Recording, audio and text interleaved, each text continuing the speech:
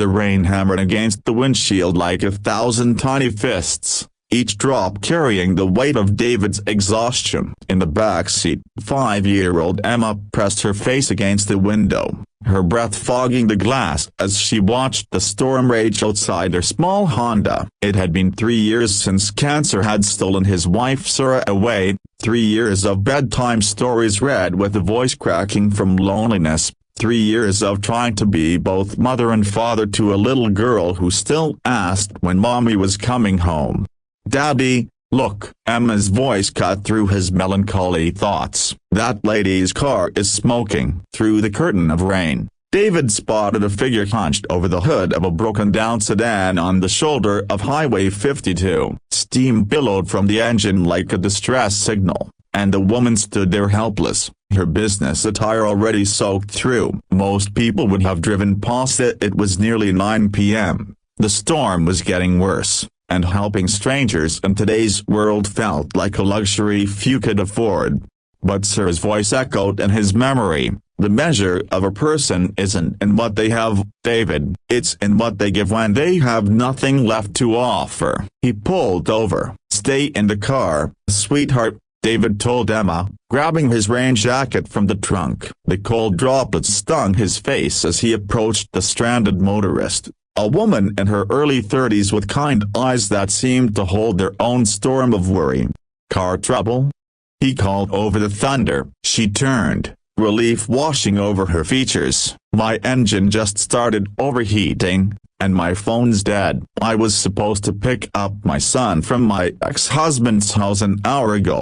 Her voice cracked with stress. "He's probably wondering where I am." David examined the steaming engine with the practiced eye of someone who'd learned to fix everything himself since becoming a single parent. "Looks like your radiator hose burst. I've got some emergency repair tape in my car. It won't be permanent, but it should get you home tonight." As he worked in the rain, his fingers numb from the cold, the woman who introduced herself as Lisa shared her story. She was a nurse at Children's Hospital, recently divorced, fighting for joint custody of her 8-year-old son Marcus. Tonight was supposed to be her weekend with him, but her ex-husband used every missed minute as ammunition in their custody battle. "I can't afford to be late again," she whispered, tears mixing with raindrops on her cheeks. 20 minutes later, David had patched the hose and refilled her radiator with water from his emergency kit. Lisa's car sputtered to life,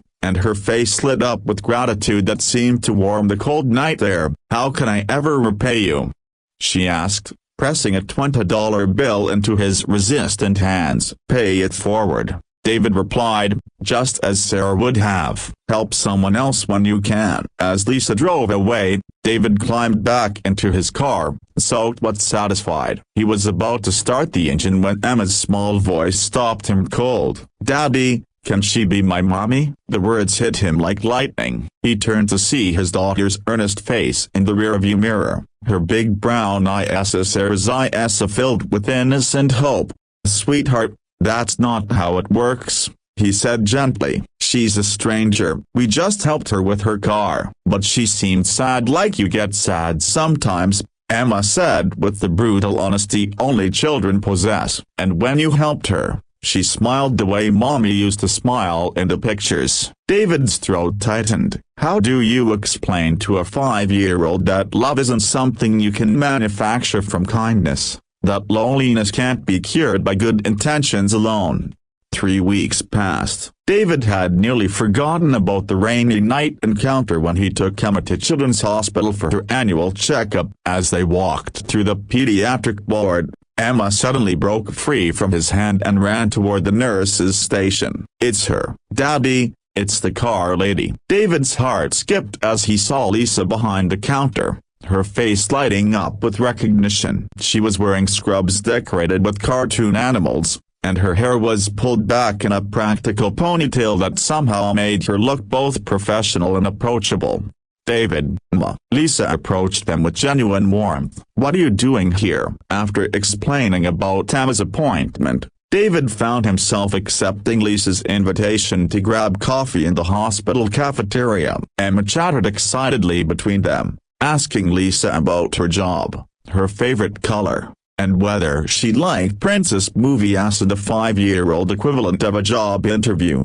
She got full custody, Lisa explained quietly while Emma was distracted by a therapy dog visiting the ward. That night you helped me. I made it to pick up Marcus with 5 minutes to spare. My ex couldn't use my tardiness against me in court. Your kindness literally saved my relationship with my son. Their coffee meetings became a weekly tradition. Lisa would finish her shift, and David would arrive with Emma after picking her up from kindergarten. They'd sit in the cafeteria, sharing stories about single parenthood, about the crushing weight of being everything to a child who needed more than one person could give.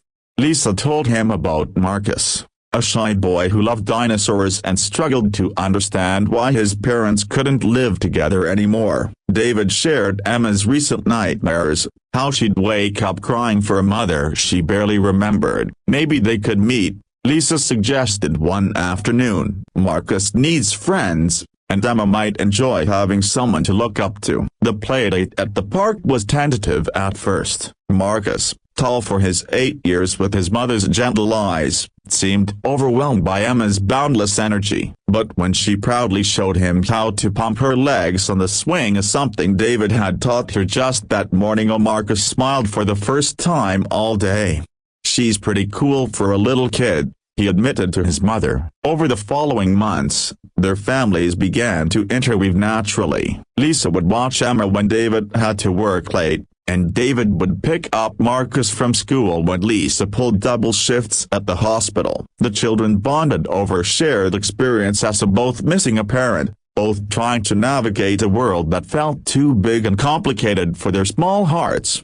It was Emma who noticed it first. Of course, children see things adults often miss, their hearts unguarded by the protective cynicism that comes with age. "Daddy," she said one evening as they drove home from dinner with Lisa and Marcus, "you don't get that sad look anymore when you think I'm not watching."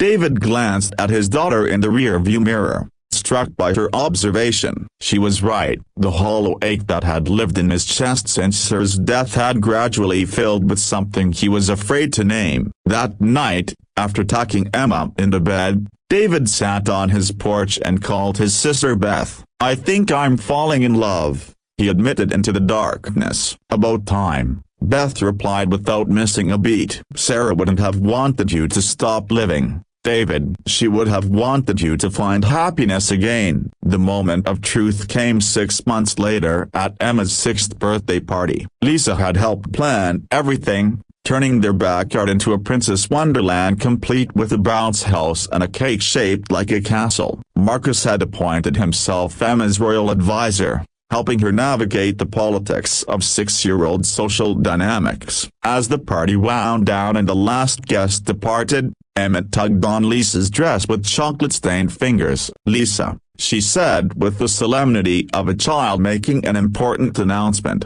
"I asked Daddy, and he said I could ask you something really important."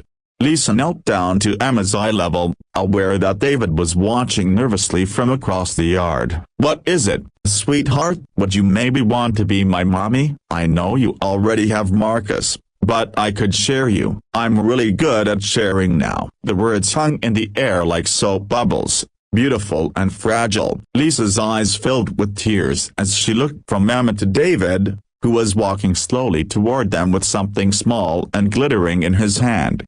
"Ma," Lisa whispered, "I would be honored to be your mommy, if you'll have me, and if your daddy thinks it's okay." David dropped to one knee beside them, pulling out the simple diamond ring he'd been carrying for weeks, waiting for the right moment. But leave it to his daughter to create the perfect opportunity with her characteristic directness. "Lisa Chen," he said, his voice steady despite his racing heart, "you helped me remember that love multiplies rather than divides. Will you marry us?" Through her tears, Lisa nodded, and Emma cheered as if her favorite princess had just been crowned queen. Marcus ran over from where he'd been collecting discarded paper plates, and for a moment, they were just a family huddled together in a backyard still decorated with birthday streamers. Later that evening, As they cleaned up the party debris together, David and Lisa washing dishes while the children played quietly in the living room, David reflected on the journey that had brought them here. It had started with the simple choice on a rainy night, to stop for a stranger, to offer help when help was needed. "Do you ever think about that night?" he asked Lisa as she dried a princess plate. "What would have happened if I just driven past?" Lisa smiled, the expression that had first captured Emma's heart and eventually his own. "I think about it all the time, but I don't think you would have driven past, David. It's not who you are." "How can you be so sure?" She turned to face him fully, dish towel still in her hands. "Because Emma learned her kindness from somewhere. Children are mirrors, reflecting what they see most often." The way she immediately wanted to include Marcus, the way she offered to share me that generosity came from watching you choose compassion over convenience every single day. From the living room came the sound of Emma reading a picture book to Marcus, her voice patient and encouraging as she helped him with the bigger words. They'd created something beautiful together, these two broken families who'd found wholeness in each other's company. A year later, at their wedding, Emma served as both flower girl and junior maid of honor, insisting she needed two roles because she had extra happiness to spread around. Marcus walked Lisa down the aisle, proud to give his mother away to a man who'd shown him that stepdads could be heroes too. In his wedding speech, David returned to that rainy night, now understanding it as the moment their real lives began. Sometimes the most important journeys start with the smallest acts of kindness, is stopping for a stranger, offering help without expecting anything in return, choosing to see possibility in someone else's pain.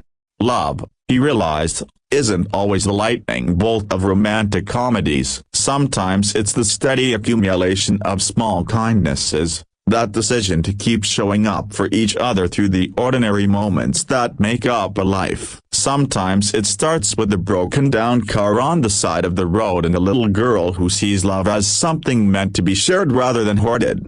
As Emma had said in her toast delivered from a step stool so she could reach the microphone, "My daddy helped Lisa fix her car, but she helped fix our hearts." In the end, perhaps that's what love really is. Two people deciding to help each other with whatever needs fixing, one small act of kindness at a time.